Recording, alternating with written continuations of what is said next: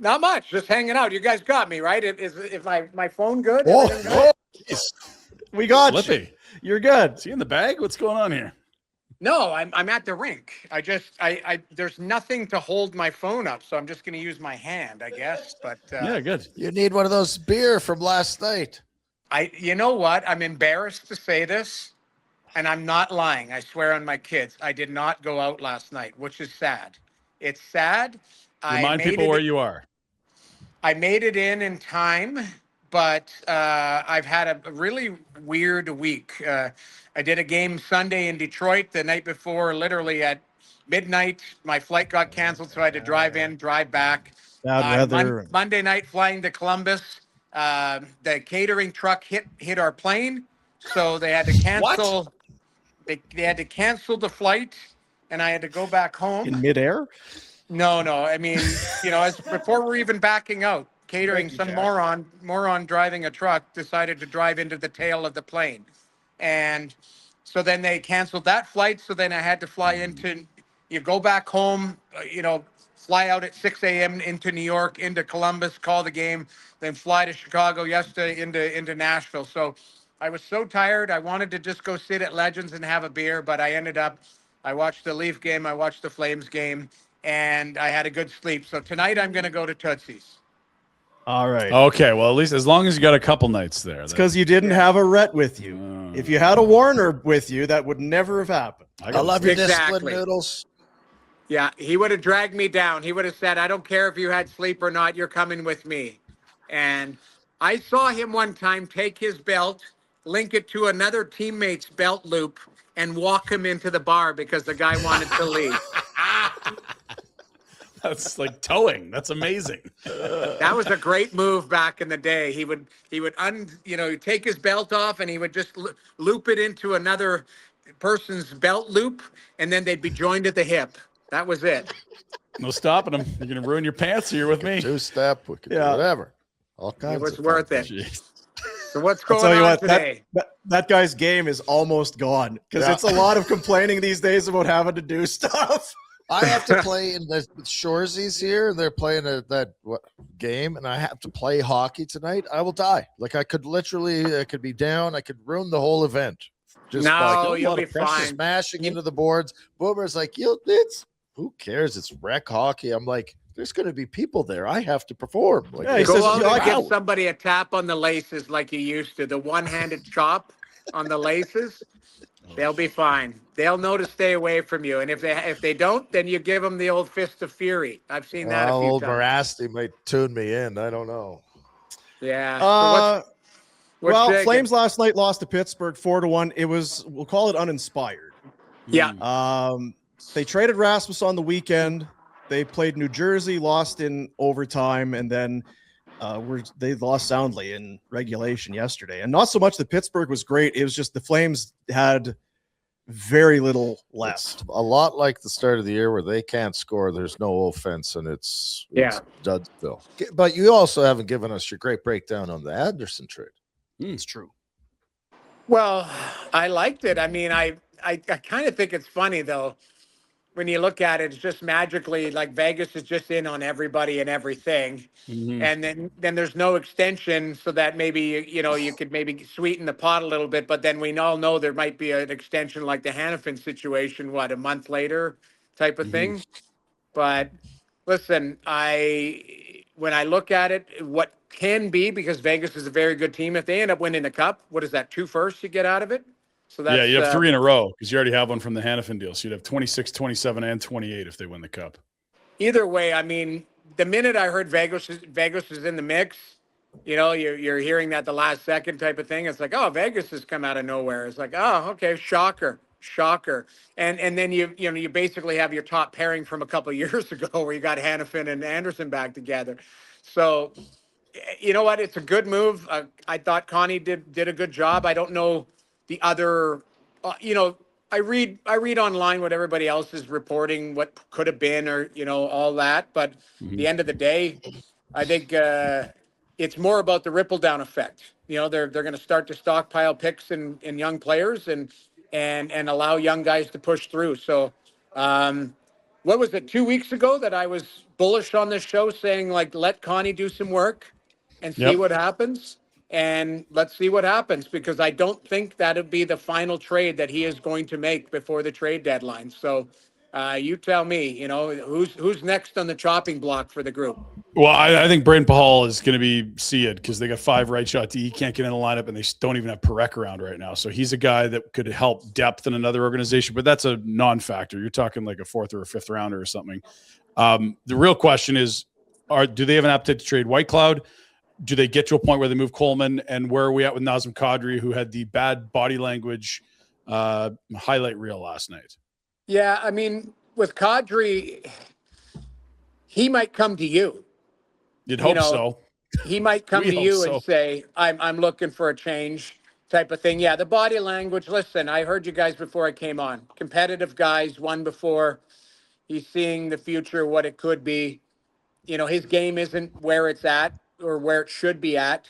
I think, what is it, 1 goal in 13? Is that for him? Yeah, he's got 1 goal, 2 assists in 15 games. 15. So, that's not what he would expect out of himself and hold himself to that standard. So, yeah, I watched the game.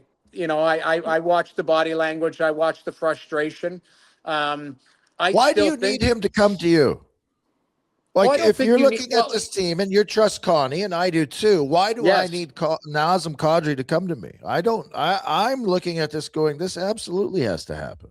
Okay, so remind me of his contract status. He's got a certain no-team trade list. But 3 years left, 7 million, 10 teams. Okay, so then this is why, Rhett, you're right. I thought he had a full no move, so that's on me.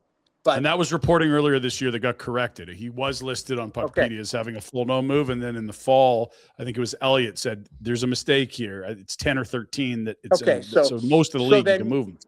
So you're right. You don't have to have his permission as long as doesn't fall within the parameters of a team that wants him that's not on his list. But I do think, and again, just like I said before, I have full faith in that management group to, execute the vision, regardless of what the vision was, laid out or not laid out with Donnie Maloney's speech and all of that. Give them the leash to see what they're going to do. The first shoe dropped. I don't know how you guys feel about the return. The return is, again, we'll have to sort out what they do with the picks and all of that, but it's more about, getting what you can out of Vegas. And I don't know who else were the partners, but keep in mind, Rasmus was controlling some of that as well. I think it was absolutely a controlled trade, and I think Connery did a great job. Okay, that's what I think. Like you can say what you want. Andersson was not. He controlled where he was going. Yeah, he controlled, and it's fine. I'm not. It's not a criticism of anyone involved. And Connery did a good job. And if they make the right picks, that's a great trade. Right. Pinder, are you fine with that too? I thought for a rental, that's a really impressive haul. And now it's not going to be a rental, but you can still turn around and get some serious assets for Whitecloud. He becomes one of the best right shot D available all of a sudden. Well, that's the funny thing. The minute that I saw it was for Whitecloud, I'm like, I wonder if Connie's phone is ringing for him now. For sure. And because the people who lost out on Rasmus is like, okay, maybe we can adjust our offer and go after Whitecloud, and so again, you got to take a look at the whole, the end result of all of this. How many teams are calling for Coleman? I think there would be a lot because he's a good player. How many teams are looking at Nazem? How many teams are looking How far can you break it down? I know they talk about not doing too much, and we don't want to. The writing's on the wall, and I think it's getting more and more on the wall. And you watched last night, Backlund makes one hell of a play, actually, in the second period to almost score. Backlund's not going anywhere, and nor should he at this. He's signed. Nobody's saying Backlund, but can you get? Is it Kadri, Coleman? Both and Whitecloud, or like I like Whitecloud. I actually think that he might be a nice piece to hang on to because how much do you need to stack into 1 year is what I'm getting at. For me personally, if I'm Crony, this is not I get that they like veterans, and I said earlier, careful what you wish for, because that is flat hockey. That's not there's no pushback, whatever. I would rather see Connie trade Coleman and Kadri, and that's enough. That is a lot. You trade Andersson, Coleman, and Kadri, because I think you have to find room for the kids to come in. And I know that there's too many right shot defensemen, and maybe you move Bahal. I like Bahal. Yeah. But moving Whitecloud and getting 18 picks this year, you know Unless, what I mean? hold on. I No, know- I agree with you, Rhett, but here's the other thing. I think you're now falling into the same situation. I would make a decision on, so I believe Kadri and Coleman would get you good assets, and probably you could move away from those players if it's the right fit and they want to go because they control some of it.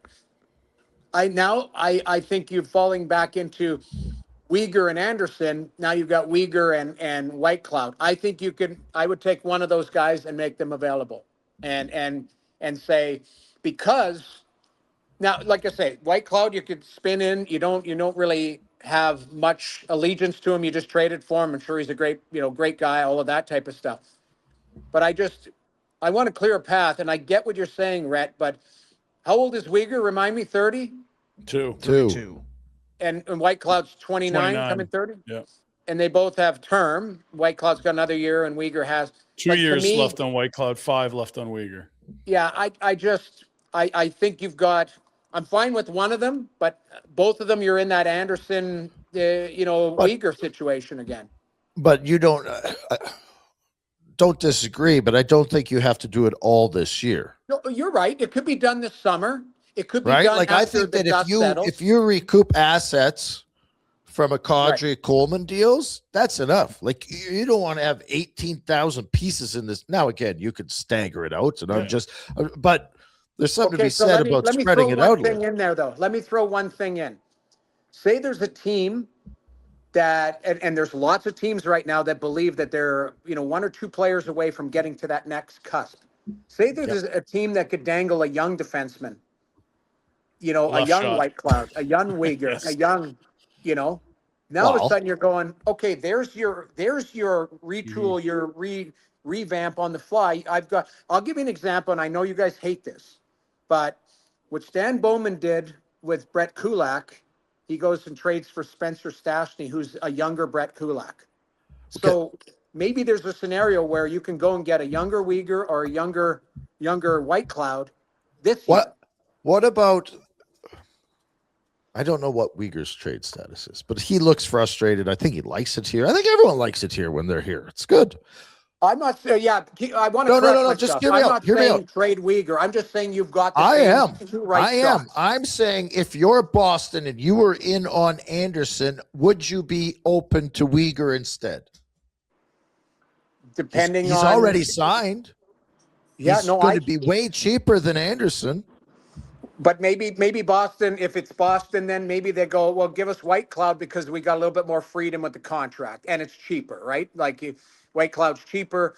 Now he's a different player. To me, Whitecloud slides in and you're, 5'6"? Yeah, I think they're looking for a top end. Now, Weegar's not having a great year, but if everyone knows who Mackenzie Weegar is, and I'm just wondering if the deal for Andersson with Boston can be tweaked at all and switch it up for, like, this is fun playing GM. I guess my point is it came back to originally, who are you willing to part with because you still need players moving forward? I would be more willing to trade Weegar than Whitecloud.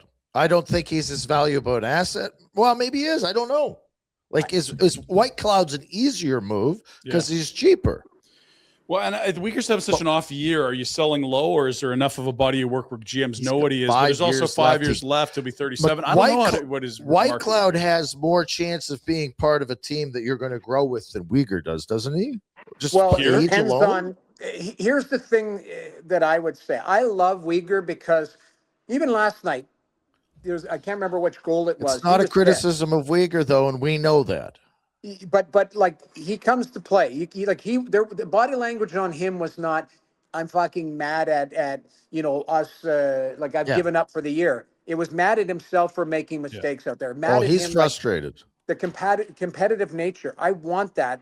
And Rhett, coming back to, maybe that's the guy you want for your culture moving forward. If he's good in the room and going to show some of these young guys through the rough times. Maybe. Again, Connie, I agree with you, Rhett, that you don't have to sell everybody just for the sake of selling. There has to be methodically done so that you're retooling or, adding pieces, the right pieces. And if you can, my point is Connie might be back to somewhat square one. You move Andersson for Whitecloud, you've got now a right shot defenseman that is coveted by other teams as well. So what are you going to do? I guess that's the multi-million-dollar question. But they've got assets. I think they did really well on the Andersson trade. Let's see what's next. That would be my question. I think the other thing is too, you have to it's like businesses. What's your 5-year plan? When do you think this team will be, you can wrap your head around, if these picks work out this sort of, how far are you away from thinking we're going to be in a wild card mix, maybe a divisional Looking playoff? like San Jose right now? Yeah, like is it 3-4 years? Like how far off is that? And how old is Weegar? How old is Whitecloud? That sort of thing. Okay, let me get crazy just to interrupt. What last thing? Where are you guys' heads on Gavin McKenna now? Has his top three still on him. Star overscouted, tarnished a little bit because of the World Juniors? We've seen this before with presumptive ones where they get over criticized in their draft years, and I think there's a bit of that. I also think Stenberg's having a whale of a year. I think it's a 3-horse race, and he's still going to be a very good player, but I wonder about the superstar ceiling versus star. Yeah, I don't know that he's going to be Celebrini. I don't know that he's going to be McDavid, but what one thing you can look at the Flames organization and say is we need more talent.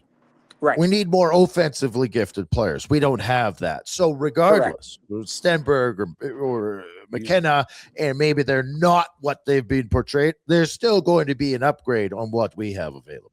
Correct. And the thing is the one, like, you're stockpiling currency. Yeah. That's what you're doing with Connie, with some of these players that are leaving.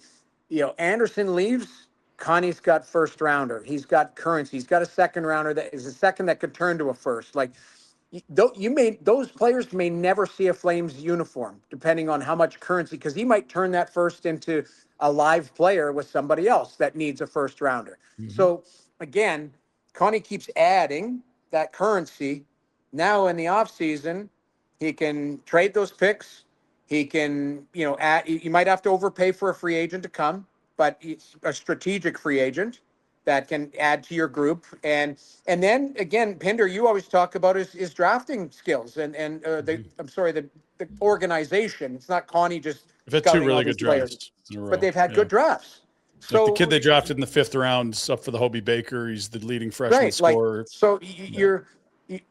I come back to have faith in what Connie's building here. And for me, I woke up going, can't wait to see what's next type of thing. Yeah. If you're a Flames fan, you're going, okay, what's next? Yeah. And you're excited about it because you're seeing it. I like Vancouver, I think, has to go through that right now too, because I talk to people in Vancouver, they're like, just bottom out. Like, just, I'm watching Brock Besser scores, second or third in his last 33. And, Pettersson, is a ghost and the goalie's hurt again, and you're like, what the hell's going on there? At least in Calgary, you can see the framework of what the future can look like if Connie methodically, just moves a piece here, got the goalie, got a few players under contract. Go ahead, Pinder. There's a caveat, and it's what we're afraid of, and Dean's particularly afraid of, is that they say, well, we got a year left on Coleman. We don't have to rush this. He's a culture guy. We got 3 years left in Nazem. We need more Nazems, not left. Whitecloud, he fits our scheme. He's a culture. He loves Western Canada. He's got 2 years left in a deal. So let's say you see this plan, and we were wondering what's next, and it's Pahal for a 5th, and they finish 9th from the bottom. Like, does that just not reek of like, holy shit, you just took the gun out of the holster and shot yourself in the foot. You were this close to getting a really good player. And that just stretches your rebuild years longer. But the one thing that's different this year is that I don't think there's no mucky middle, right? Like, there's 7 out of a wild card. Granted, we just watched that game that they played last night, but that does not look like a team that's ready to go on a run. They've got 6 games before the break. I'm most captivated. What's the mood when they come back?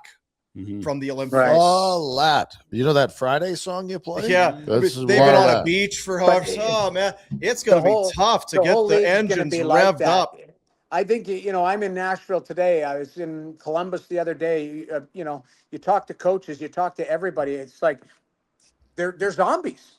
Like it's like they play every day. Yeah. And you're right. Last night, it's fresh in our minds because we watched it. These guys, they didn't have the energy. They looked flat. Yeah. Okay, they might wake up today with legs. Like you're seeing it. And I watched that Toronto Detroit game yesterday before the Flames game. It was awful. I think they went 12 minutes without a scoring chance. It was almost like both coaches shook hands before the game and said, "Let's get 1 point and go for it in overtime," because we're seeing on nights, and this is the NHL's fault too, with this jamming up schedule. I did a game, so Sunday, I was complaining about my travel. The Senators played at home Saturday night, a 7:00 game. They played in Detroit, a 5:00 game the next day. Like why the product's going to stink. But like you're just wedging these games in for the sake of, and so the players are going, all right, am I really going to be, block that extra shot? Am I really going to on that back check, burn everything out? Like I'm seeing, and this is why I'm kind of giving that last night's game a bit of a pass. I'm seeing teams having no energy and going, I just don't have it tonight. Let's just try and survive and not get blown out 9-0.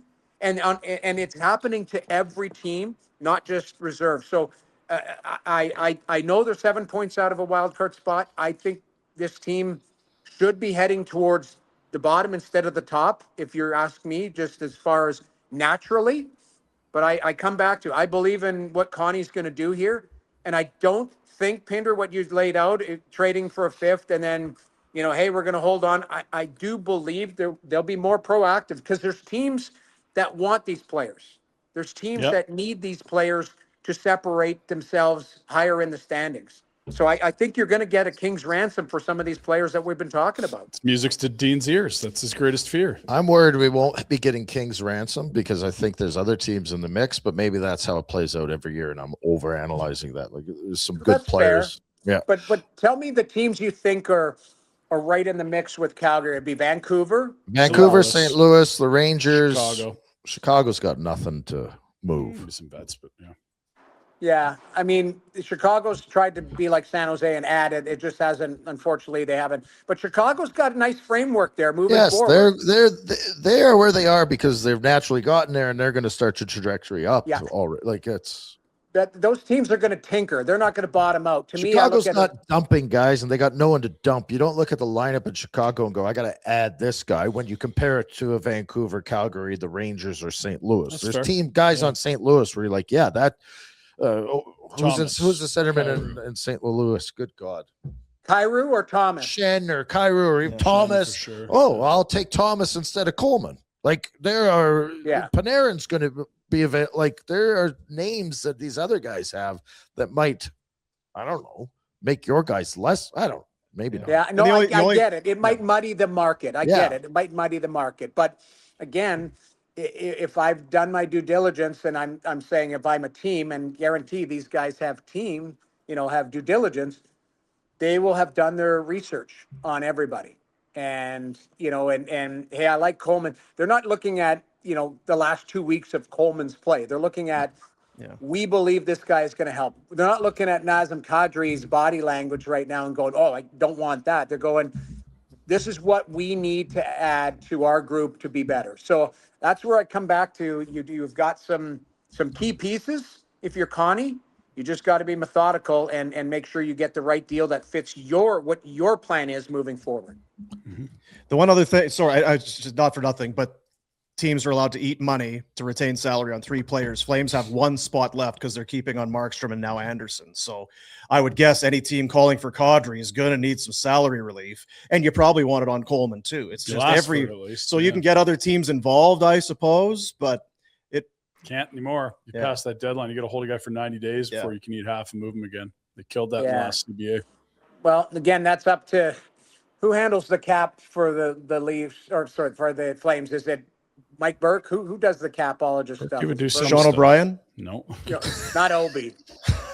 Obi if it's Obi, I love Obi to death, but I don't see him crunching numbers today. He's a wizard. He's a wizard. He is a wizard. He's dialed it. Yeah. But I mean, at the end of the day, it comes down to your capologist making sure that you're everything, you're in order. Put it that way. I didn't think of this till now. I was going to ask you this question, but it kind of almost ties in where Buffalo trades last year Peterka to Utah and gets Kesselring and Doan. To me, it sounded as almost a throw-in. This guy signs a huge contract. Maybe it's relates if the Flames are going to move guys. You might get surprised by some of these. Are you surprised at the contract he signed and how well he's doing, or was this a trajectory? Am I out to lunch? With Kesselring or Peterka? Which one? No, Doan. Josh Doan signed Oh, a Doan. $7 No, million Doan wasn't a throw-in. No way. He's a hell of a player. Like, I'm going to follow with my comment up. I watched that Utah team live, was it 2 weeks ago? Mm-hmm. They're a good team. They're going to add. I'm telling you, watch them at the deadline. Today. Yeah. Yep. I think they're going to continue to add. They're a good team, and they have currency. Yeah. So, you have to give to get. That's the Billy Guerin line when he traded for Quinn Hughes. You have to give up good players to get good players. Peterka's a hell of a player, and he's young and he's highly skilled. And, maybe at that trajectory, Doan wasn't going to fit the mix of where they felt they were heading, or maybe it was like, we have to, I want Peterka so bad. It's like, well, Doan's a difference maker. Like, it's a deal killer if you don't throw Doan in. I think Kesselring and Doan are really good players. And I think, I don't view him as a throw-in. I view him as a strategic grab. Mm-hmm. And I look at Buffalo. I said this to you before, Rhett. I was always shocked. They've got a bunch of good players, and they just always were poor in the standings. Well, they're not anymore. Like, they're a good team, and you can tell that they've kind of come together as a team. And I come back to Utah. Utah's a good team that I think is going to add. They believe they got, a defensive core that is good and mobile. I think they've got good young forwards, and they've added some veteran guys. I look at a team like Utah that would look to, add veteran. What would they be circling a Coleman? Would they be circling Brock Besser or guys like that here? I'm in Nashville, Steven Stamkos, or guys like that to add to this group, right? Because I think Utah is going to be a playoff team this year and be kind of a sneaky good team that surprises people. Enjoy Tootsies. Get some rest. I will. Be at your best tonight. Yeah, come on. I will be. You know that Nashville has the best popcorn in the league, right? So I did not know this. Number one on my depth chart. Number one. Really? Power rankings 1 slot popcorn. Whoa. Now, are you including the one, or there's like 2 specific popcorn spots at the Dome that do the hand buttering? No, you've seen the guy on Instagram that does, the rolling of the tub and the water, the butter and that. No, I just go to a spot where right by our color place, and it's fresh. They've got butter, and it is a tub, and I eat it like I am going to the electric chair. It is so good. It's my That's last. excellent. I eat it like it owes me money. I'm telling you, it is so good. It's number one on my depth chart. Avoid the electric chair, would you? Yeah. Please. It's not that bad. Things will turn around, James. Oh, love you, Noodles. Appreciate All you. right, guys. Hey, buddies. Thanks for watching. We appreciate it. Also, if you could throw in a like and subscribe, it does help us out with what it is we are doing. And check out more at flamesnation.ca.